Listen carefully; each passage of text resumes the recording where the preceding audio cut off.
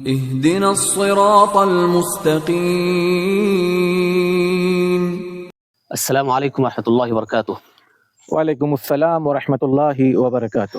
بسم اللہ والصلاة والسلام علی رسول اللہ، اما بعد۔ ناظرین، سوال جواب کی محفل میں آپ تمام کا استقبال ہے۔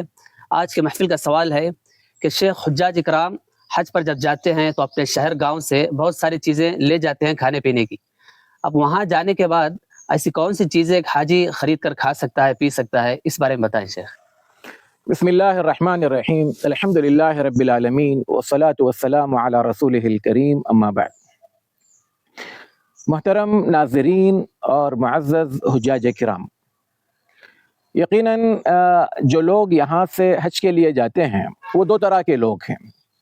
کچھ لوگ تو ٹور والوں کے ساتھ جاتے ہیں جن کے ساتھ کھانے پینے کا کوئی مسئلہ نہیں ہے، ساری چیزیں ٹور والے بطور ایک منتظم کے سب اس کا اہتمام کرتے ہیں۔ اور ایک بڑی اکثریت ان لوگوں کی ہے جو ہندوستان میں کم از کم حج کمیٹی سے جاتے ہیں، اور انہیں حج کے دنوں میں یہ جو لمبا عرصہ ہے اس میں کھانے پینے کا انتظام خود کو کرنا ہوتا ہے۔ اور عام طور پر جو حجاج جاتے ہیں تو وہاں پر ان کے لیے دو بڑے مسئلے ہوتے ہیں۔ ایک تو یہ کہ وہ سستی ہوٹلوں میں کچھ کھاتے ہیں جو ان کے بجٹ کے اندر ہوتا ہے۔ ہمارا حاجی سب سے پہلے کسی چیز کا ریٹ معلوم کرتا ہے تو کیلکولیشن کرتا ہے کہ انڈین روپی میں یہ کتنے بن رہا ہے جی۔ اور دوسری چیز وہ اس بات کو نظر انداز کرتا ہے کہ وہ کھانا آیا اس کی صحت کے لیے ٹھیک ہے یا نہیں ہے۔ ہم اپنے حجاج کو دو بنیادی باتیں پہلے ضمناً بتائیں گے۔ دیکھیے، حج کے میدانوں میں سب سے اہم آپ کی صحت کا بحال رہنا ہے۔ آپ نے کوئی ایسی غذا کھا لی جو بجٹ میں تو آپ کے حساب سے ٹھیک تھی، لیکن اس کا ریئیکشن، اس کا ریئیکٹ پیٹ کیا کرے گا اور آپ کو حج سے پہلے کن حالات سے دوچار کرے گا، اس کا آپ اندازہ نہیں کر سکتے۔ دو باتیں ہیں۔ نمبر ایک یہ کہ یا تو آپ جو کچھ لے کر گئے ہیں اس پر اکتفا کیجئے، اور یہ ایسا ممکن نہیں ہے کہ آدمی ایک ہی طرح کی چیز جو لے کر گیا ہو دن بھر کھائے، اور وہ بھی لمبا 40 دنوں کا عرصہ ہے، یہ آسان نہیں ہے۔ یا تو پھر آپ چونکہ حج پر گئے ہیں، آپ کا خرچ کیا جانے والا ایک ایک روپیہ یا وہاں پر خرچ کیا جانے والا ایک ایک ریال یہ خود بھی صدقہ میں اور عبادت میں جائے گا۔ لہٰذا آپ اپنے آپ پر خرچ کیجئے تاکہ آپ کی صحت بحال رہے۔ وہاں پیسہ بچانے کے چکر میں سستا کھا کر اپنی صحت کو مت بگاڑیں۔ لیکن اس کے باوجود ہم آپ کے سامنے کچھ ایسی چیزیں رکھیں گے جس کی مدد سے آپ کے جیب پر کوئی بھاری بوجھ نہیں پڑے گا، آپ کے بجٹ میں ہوگا، اور وہ کھانے آپ کے لیے آسانی سے دستیاب ہوں گے۔ نمبر ایک، کھجور کا استعمال۔ دیکھیے، عرب دنیا میں کھجور بہت عمدہ قسم کی اور بہت مناسب قیمت میں ملتی ہے۔ آپ سپر مارکیٹ میں جائیں اور وہاں سے کچھ اچھی کھجوریں خرید کر اپنے پاس رکھیں، اور وقتاً فوقتاً ایک دو آپ کھجور کھاتے رہیں۔ آپ کو انرجی بھی ملتے رہے گی اور آپ کو زیادہ بھوک لگنے کی وجہ سے زیادہ کھانے کی حاجت بھی نہیں ہوگی۔ دوسری چیز فروٹ ہے۔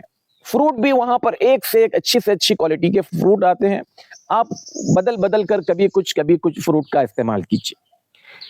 وہاں پر ایک بسکٹ آتا ہے، بلکہ دو طرح کی چیزیں ہیں، یہ حج کے دنوں میں بھی آپ کو کام آئے گا، اور حج کے دنوں سے مراد جب آپ مینا، عرفات، مزدلفہ میں ہوں گے، یا عام دنوں میں بھی جب آپ حج سے پہلے وہاں گزار رہے ہیں۔ تو یہ جو بسکٹ میں کہہ رہا ہوں، ایک 7 ڈیز کے نام کا ایک رول ملتا ہے جو کیک کے جیسے ہوتا ہے۔ یہ بہت زیادہ قیمت نہیں ہے، آپ اس کو خرید کر ناشتے میں استعمال کر سکتے ہیں۔ یا ایک کلیجہ نام کا بسکٹ ہوتا ہے، ہم اپنے اسکرین پر انشاءاللہ اس کی تصویر دیں گے۔ یہ 2 بسکٹ میں سمجھتا ہوں شاید 1.5 ریال میں ملتا ہے، جو میں سمجھتا ہوں ایک وقت میں اگر آدمی کھا لے تو یہ جو کا بنا ہوتا ہے، اور جو کی چیز آپ کے پیٹ کے لیے بھی مفید ہے اور آپ کی صحت کے لیے بھی۔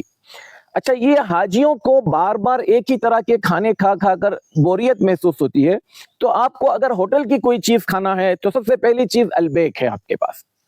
البیک حرم کے قریب ترین اگر دیکھیں گے آپ تو التوحید انٹرکانٹیننٹل جو ہوٹل ہے اس کے بیک سائڈ میں، یعنی شارع ابراہیم الخلیل پر جو بلڈنگیں بنی ہیں، ان بلڈنگوں میں سے درمیان میں آپ کسی سے بھی پوچھیں 4th فلور پر البیک ہے. تھوڑا سا وقت لگتا ہے لیکن ایک مناسب قیمت میں ایک اچھی غذا جو صحت کے لیے بھی ٹھیک ہے آپ کھا سکتے ہیں. اس میں خاص کر آپ کو مچھلی اور چکن جو ہے اس کے پیسز ملیں گے جو ایک انسان آرام سے پیٹ بھر کر کھا سکتا ہے. اور اسی میں ایک دوسری چیز ہے التازج. یہ مکہ ہی حرم سے بالکل قریب ہلٹن ہوٹل کے اندر جو ہے آپ کو گراؤنڈ فلور پر ہے, لیکن یہ تھوڑا سا مہنگا ہوتا ہے اور کوانٹٹی وغیرہ بھی ایسی نہیں ہوتی ہے کہ آدمی اس میں شیئر کر کر کھائیں. تو بہرحال لیکن اگر کوئی کھانا چاہیں تو ایک اچھی مناسب غذا ہے جو عام طور پر حاجی کبھی کبھار استعمال کر لیں تو ٹھیک ہے. اسی طرح سے حرم کے بالکل سامنے KFC ہے, لیکن ہم یہ مشورہ دیں گے کہ آپ KFC کو مت استعمال کیجئے, اگرچہ کہ وہ حرم کے سامنے ہی کیوں نہ ہو, کیونکہ اس کا اصل مالک جو ہے وہ ایک یہودی ہے اور جو اسرائیل کا ہم نوا ہے. لہذا KFC کو اگر آپ بائیکاٹ کریں تو زیادہ بہتر ہے. یہ ہمارا مشورہ ہے. اگر آپ کو کوئی چیز نہیں ملی اور آپ کھانا چاہتے ہیں آپ کی مرضی. یہ تو ہم نے بات کی نان ویج میں. اور اگر آپ کو سیدھے سادے اور اچھے کھانے جو سستے بھی ہوں اور ٹھیک ہیں, ہم 2-3 باتیں آپ کو رکھیں گے. افغانی ہوٹل وہاں پر آپ کو جگہ جگہ ملیں گے اور یمنی ہوٹل. ان افغانیوں اور یمنیوں کے پاس ایک غذا ملتی ہے جس کا نام ہے فول اور قلابہ. فول یہ ذرا پھیکا ہوتا ہے, قلابہ اس کے اندر تھوڑا سا مرچ وغیرہ ٹماٹر وغیرہ کا اضافہ ہوتا ہے. تو ہمارے حساب سے قلابہ ہوتا ہے. یہ بہت ہی کم قیمت میں آپ کو ملے گا. اگر آپ 2-3 ریال کا لیں تو میں سمجھتا ہوں 2-3 لوگ مل کر اگر باہر سے روٹی لیں, روٹی میں یاد رکھیں آپ کو وہاں پر سپر مارکیٹ میں 2 طرح کی روٹی ملتی ہے. ایک کو خبز ابیض کہتے ہیں, ایک کو خبز احمر کہتے ہیں. سفید روٹی اور لال روٹی. سفید روٹی کا استعمال آپ بالکل نہ کریں, بہت اچھا ہوگا. ضرورت پڑتی ہے کبھی کبھار کر لیں کیونکہ یہ پوری طرح سے میدے کی بنی ہوتی ہے اور بار بار میدے کی چیزیں کھانا ٹھیک نہیں ہے اگر آپ نے پہلے سے اس کا استعمال نہیں کیا ہو. لیکن خبز احمر جو ہوتی ہے یہ انتہائی بہترین اور کم قیمت میں بھی ملنے والی ایک روٹی ہے. اگر آپ اس روٹی کو لیں تو آپ پھول یا قلابہ کے ساتھ کھا سکتے ہیں, یا وہاں پر دہی ملتا ہے. اس کو دہی میں بھی 2 طرح کے دہی ہوتے ہیں, ایک لسی کی طرح ملتی ہے لیکن ایک دوسرا جو گھٹ دہی ہوتا ہے جس کو لبن زبادی کہتے ہیں. ہو سکے تو ہم اس کی بھی تصویر آپ کو اس میں اسکرین پر ڈال دیں گے. لبن زبادی میں آپ کے پاس شکر ہو یا مرچ ہو یا چٹنی وغیرہ لے جا کر آپ اس میں ملا کر کھا لیں, بہترین آپ کی ایک وقت کا کھانا آپ کو مل جائے گا. اسی طرح سے وہاں پر سپر مارکیٹ میں ٹونا ملتا ہے. ٹونا کی بھی ہم اس کے ڈبے کی تصویر آپ کو دیں گے. یہ عام طور پر کئی ملکوں سے آتا ہے لیکن کوشش کریں آپ ملیشیا, انڈونیشیا وغیرہ کو ہو جس کے اندر پہلے سے تیل ہوتا ہے, اور آپ کوشش کریں کہ سن فلاور کا تیل والا اگر آپ لیں تو زیادہ بہتر ہے, لیکن اس تیل کو آپ استعمال مت کریں. وہ ایک ڈبہ ہوتا ہے جس کا ڈھکن کھولنا بہت آسان ہے. آپ ڈھکن کھولیں, اس کا تیل نتھاریں, اندر جو ہے مچھلی کے موٹے موٹے پیس ہوں گے. اس کو آپ بنانے کا ایک چھوٹا سا طریقہ یہ بھی ہے کہ آپ ایک یا 2 پیاز کاٹ کر ہلکا سا تل لیں, جیسے ہم لوگ بھرجی بناتے ہیں انڈے کی, اس طرح سے اس کو اگر آپ بنانے آپ کو کھانے میں بھی بڑا ٹیسٹی لگے گا اور آپ کے ایک وقت کا کھانا بہت اچھے سے ہوگا. اور چونکہ یہ مچھلی ہے اس کے حرام اور حلال ہونے پر آپ کو شک بھی نہیں ہوگا. تو لیکن بنیادی چیز اس کی یہ یاد رکھیں, اس کا تیل آپ استعمال نہ کریں, اس کا تیل نتھار کر آپ اپنے طور پر اپنے تیل ڈال کر اس کو بنائیں. اسی طرح سے انہی یمنی یا افغانی ہوٹلوں میں آپ کو معصوب کہہ کر بھی ایک غذا ملتی ہے جو اگر آپ صبح میں خاص کر ناشتے وغیرہ میں کھا لیں تو ایک اچھا خاصا بھاری بلکہ تگڑا ناشتہ آپ کا ہوگا, اور ان کی قیمتیں زیادہ نہیں ہیں. اگر آپ کیلکولیشن کریں گے انڈیا کے ریال اور وہاں انڈیا کے روپیے اور وہاں کے ریال کا تو یہ آپ کو مہنگا لگے گا, لیکن آپ کو ریال میں خرچ کرتے ہوئے وہ زیادہ مہنگا نہیں ہے. اس کے علاوہ آپ زمزم کا استعمال بطور خوراک کے بھی کیجیے. اللہ کے رسول صلی اللہ علیہ وسلم کہتے ہیں کہ وہ بھوک مٹانے کا بھی ایک ذریعہ, جس نیت سے آپ پیئیں گے آپ اپنی بھوک کو مٹانے کے لیے بھی زمزم کا استعمال کرتے رہیں اور اس کو اس حساب سے پیتے رہیں تو میں سمجھتا ہوں آپ کو خوراک کا بھی وہ کام کرے گی. آخری بات اس حوالے سے کہ کھانے پینے کے لیے عام طور پر وہاں پر بہت سارے لوگ گاڑیوں پر کھانا لا کر حاجیوں میں تقسیم کرتے ہیں. کبھی کبھار تو باکس میں ہوتا ہے اور کبھی کبھار وہ ایسے پلیٹوں میں ڈسپوزیبل پلیٹس میں دیتے ہیں.